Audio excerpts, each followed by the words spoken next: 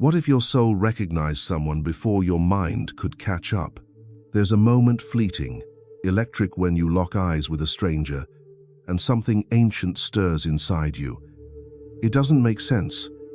You've never seen him before, and yet he feels familiar, like a forgotten song, a dream you almost remembered, a whisper from somewhere beyond logic. Carl Jung believed that what we call love at first sight might actually be a soul memory surfacing, a connection deeper than words, reaching across time, lifetimes even. You're not imagining it. You're not crazy. What you're feeling might just be the truth your soul has known all along. Stick with me, because what you're about to discover could change the way you see love forever. If you've ever felt a connection you couldn't explain, this is your moment. Let's dive in. You've met someone, and your whole body reacts, but your brain has no explanation. It's not just chemistry. It's not just charm. There's something else moving through you. Something ancient, like your soul just took a deep breath after holding it for a very long time. She said it felt like coming home.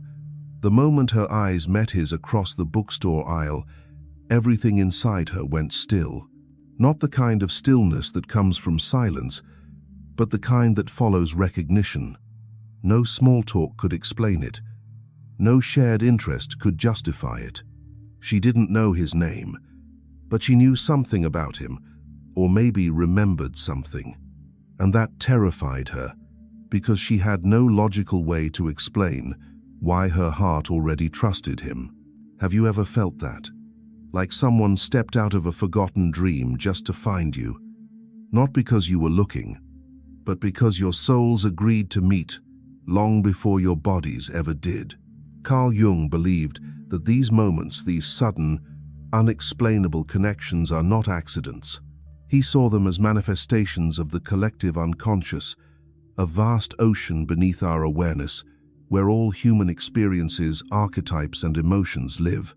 In his view, your soul carries memories you've never consciously made, memories from something greater than your individual life, but still deeply personal. So when you meet someone and feel an overwhelming sense of familiarity, it might not be new at all. It might be something resurfacing from the deep. There's a reason your mind can't quite put it into words.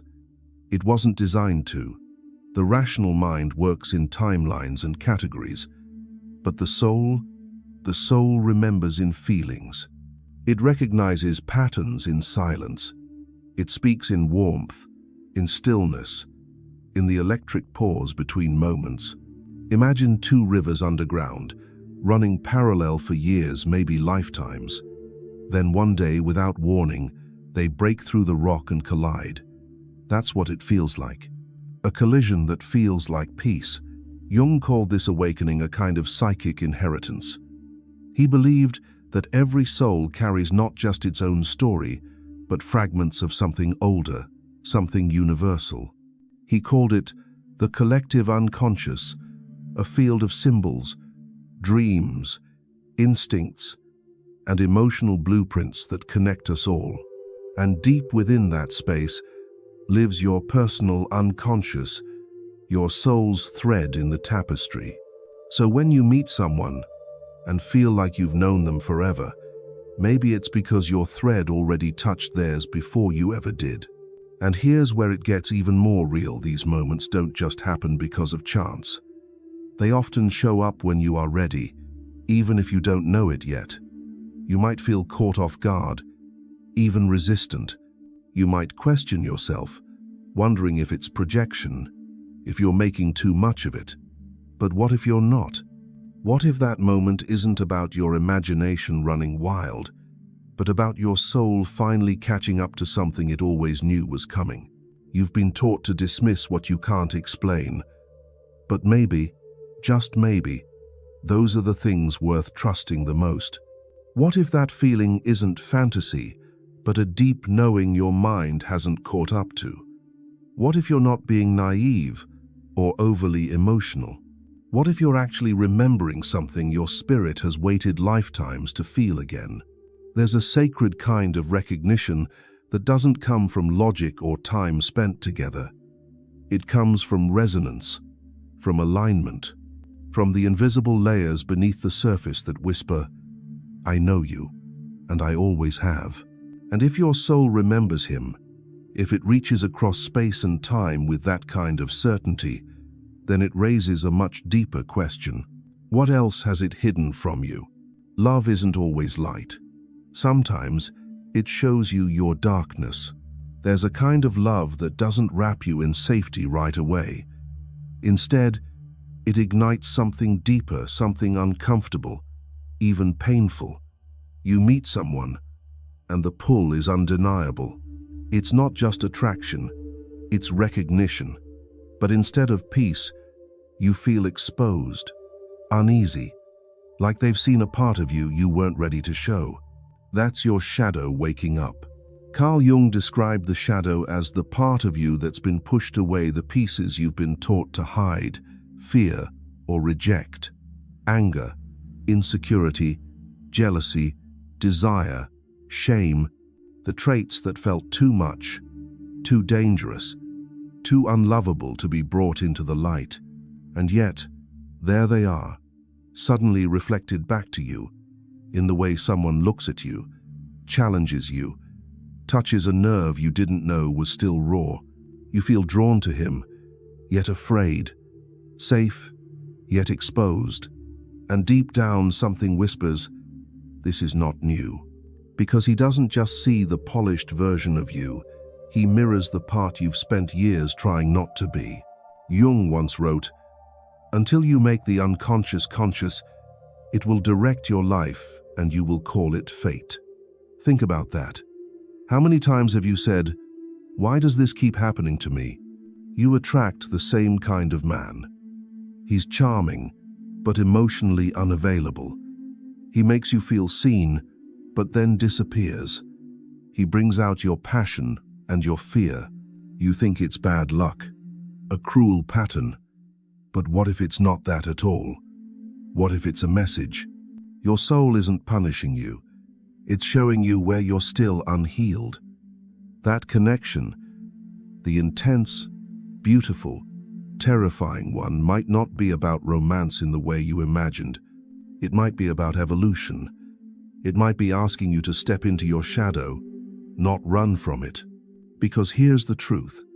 Love is a mirror, not just for the beauty you hold, but for the pain you bury. It's like a magic mirror that doesn't flatter you. It reflects what's true even when it's inconvenient, especially when it's inconvenient.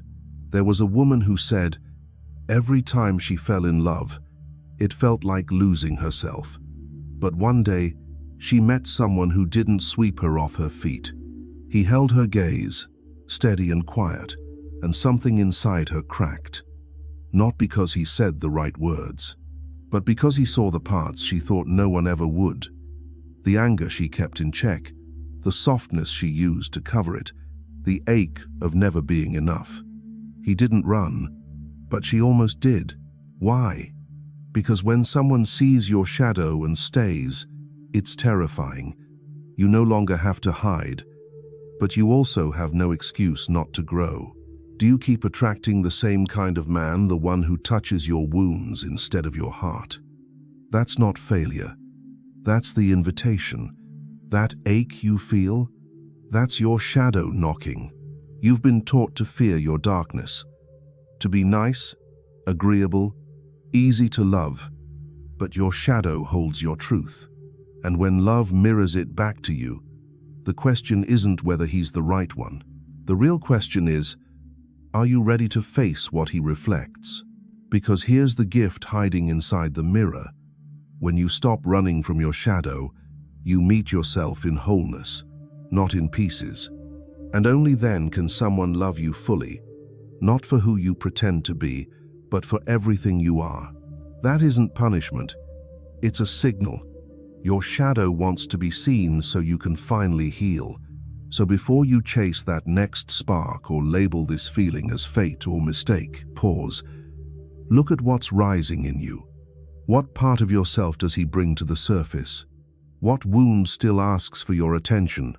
The truth is, Not all love is meant to last forever, but some loves are meant to break you open so that you can find the courage to step into the parts of yourself you've always feared.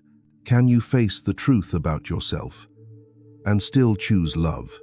You've been told to wait for the one, but what if he's not what you expected? What if the one who finds you only meets the version of you that's been edited down, softened, made smaller, all to fit someone else's definition of worthy? You've been conditioned, not just by fairy tales, but by centuries of inherited silence. Somewhere between girlhood and womanhood, you were taught to make yourself into what others could accept. You were told to be nurturing, to put others first, to be nice. You learned how to give love generously, endlessly, but no one ever showed you how to receive it without guilt or fear. Carl Jung believed that deep within every woman lives not one self, but many. Archetypes, he called them. Not labels or limits, but living forces. The lover, full of passion and sensual fire. The queen, dignified and sovereign. The mother, nurturing not just others, but herself. The mystic, intuitive and connected to something beyond logic. These are not masks. They are parts of you, each one waiting for her turn to lead. But here's what happens when you're told that love only comes if you stay small. You silence the lover because desire is dangerous. You dim the queen because ambition is too much. You suppress the mystic because intuition can't be measured. And the mother? You twist her strength into martyrdom, pouring from an empty cup until you're dry. You begin to believe that being lovable means being less loud, less messy, less hungry. And before long, you are walking through life as only a fraction of yourself, wondering why the one hasn't arrived. But what if he's already passed you by? Because he couldn't see the real you behind the version you've been pretending to be. Archetypes aren't something you perform. They're something you remember. And when you remember, you begin to reclaim. Reclaim the fire in your voice. Reclaim the truth in your gut. Reclaim the boundaries you were taught to apologize for. Your soul is not a lake, still and compliant. It's a river. It needs space to move, to twist and surge and overflow. And yet, you've spent years building dams out of shame and fear, all while wondering why your life feels so stagnant. You've waited for love to rescue you. But the truth is, love can't flow freely to a woman who's imprisoned herself inside someone else's expectations. Which part of you have you buried to be lovable? Is it the part that says no without guilt? The part that wants without shame? The part that craves stillness, not just productivity? You were never meant to be just one thing. You are not only the caretaker, the comforter, the fixer. You are also the spark, the force, the storm. And any love worth having will see all of that, not fear it, not try to contain it, not reduce it. There's a reason why the kind of love that awakens your soul doesn't arrive when you're pretending. It shows up when you're embodied, when you walk into a room without hiding, when you speak without rehearsing, when you stop performing and start being. He can't find you if you're not home in yourself. And that doesn't mean being loud for the sake of noise. It means being rooted, knowing the sound of your own truth, knowing what peace feels like in your body so that when someone disturbs it, you recognize the dissonance immediately. You were never meant to wait for a man to crown you queen. You were meant to remember that you already are. It's time to stop asking, is he the one? And start asking, am I showing up as the woman I was born to be? Because when you reclaim all of you, the wild, the wise, the soft, the sovereign, you become magnetic to the kind of love that doesn't just see you, but recognizes you. It's time to reclaim all of you because he can't find you until you do. It wasn't just coincidence. It was a whisper from the universe. You know the moment. A stranger brushes past you and somehow, time slows down. A song plays on the radio, one you haven't heard in years, but now it feels like a message. You glance at the clock. It's the same repeating number you've seen all week. You laugh it off, but the feeling lingers. There's a pattern forming not in logic, but in meaning. Carl Jung called this synchronicity, when two events, seemingly unrelated by cause or effect, come together with undeniable personal significance.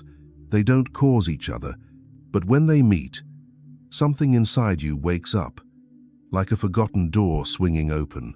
There was a woman who'd spent years trying to let go of a past relationship. She buried herself in routines, told herself she was fine. Then one evening, she walked into a bookstore she almost skipped, and there he was. Not the man from her past, but someone new. Someone who smiled like he already knew her name. As they talked, she noticed a strange calm. Not butterflies, not adrenaline, just presence. And in the background, a song played, the same one that had looped through her healing playlist months ago, back when she finally chose herself. She didn't plan that moment, but it felt planned for her. That's the secret of synchronicity. It doesn't ask for permission. It arrives when you're ready, or just ready enough to notice. Have you ever asked, why now? Why him? Maybe it wasn't random. Maybe your soul asked first. Maybe the universe simply responded. There's a kind of magic in moments that feel both accidental and inevitable.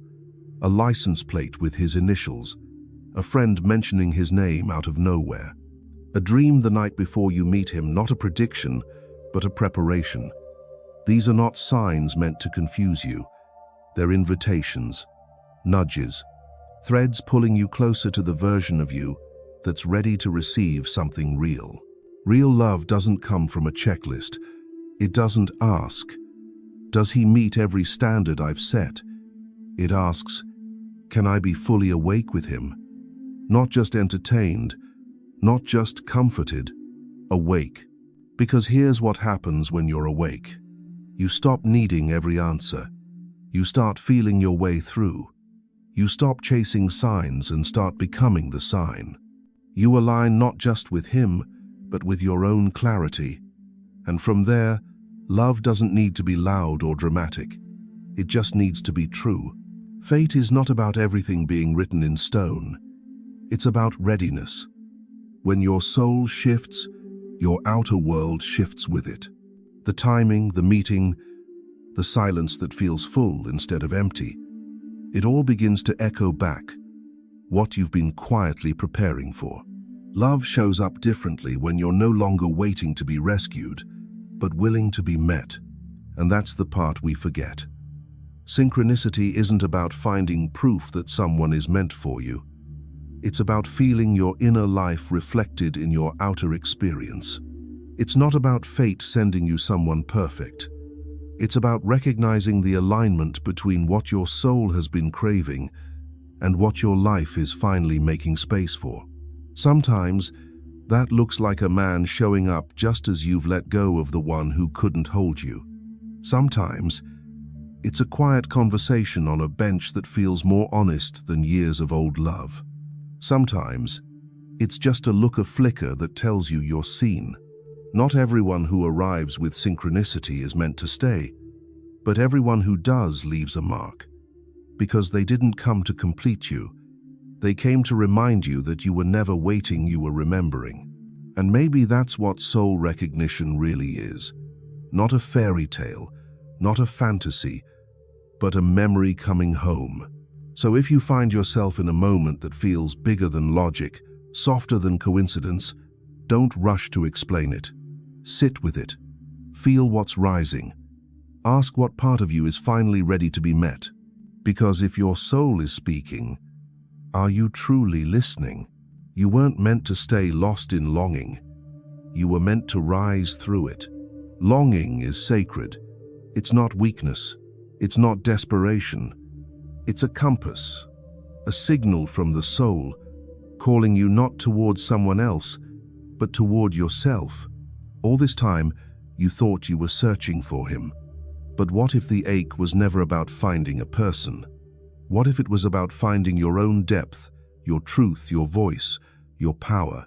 The shadow you met in love, the part of you that felt unlovable, was never meant to break you. It was meant to introduce you to the pieces of yourself that deserve tenderness. The feminine archetypes within you, the lover, the mystic, the queen, the mother, they were never sleeping. They were waiting for you to stop apologizing, waiting for you to stop shrinking, waiting for you to claim them not as roles to play, but as truths to live. And those moments of synchronicity, they weren't there to distract you. They were breadcrumbs, clues, glimpses of a deeper pattern beneath the chaos. Every repeated name, every familiar glance, every divine nudge, it was all part of the remembering. This is what awakening looks like. Not a lightning strike, not some perfect fairy tale ending, but a slow, powerful shift from chasing love to being it.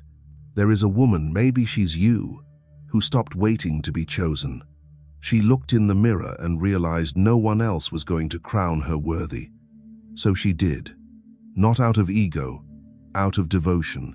She began walking differently, not because someone praised her, but because she remembered who she was before the world taught her to doubt. This woman didn't stop loving. She loved deeper. She didn't harden. She became softer in her strength. And when people asked what changed, she didn't have a list. She had a knowing. Jung called this individuation, the process of becoming whole, not perfect, whole, integrating the shadow and the light, honoring the past without living in it, letting the soul lead, even when the mind doesn't understand. You are not meant to stay broken just because someone didn't know how to hold you. You are not meant to keep yourself small because others couldn't meet your bigness. You are not too much. You are not too late. You are becoming. Think of yourself as a candle in a dark room. When you ignite, when you fully burn with your own truth, you don't have to chase anyone. The right soul will see you, not because you called out, but because you were visible. You are not here to be found. You are here to be felt. This is the turning point.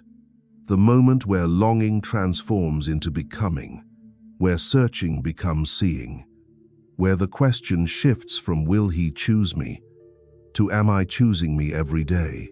Because when your soul recognizes him, it will be clear.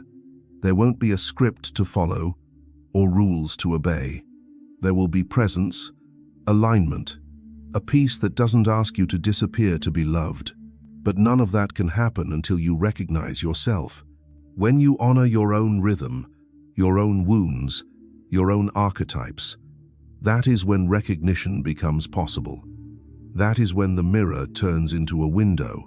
That is when love stops being a rescue story and becomes a reunion, not just with someone else, but with the woman you were always meant to be. So maybe the question isn't, where is he? Maybe the real question is, where are you beneath all the noise, beneath the waiting, beneath the ache? You don't need to become anyone else to be seen. You need to come home to yourself. The rest will follow. When your soul recognizes him, you'll know. But it starts with you recognizing you. And if you've ever felt that quiet, knowing that connection without logic, that pull without explanation, share it. Comment below. Have you ever felt a soul connection you couldn't explain? You're not alone, and your story matters.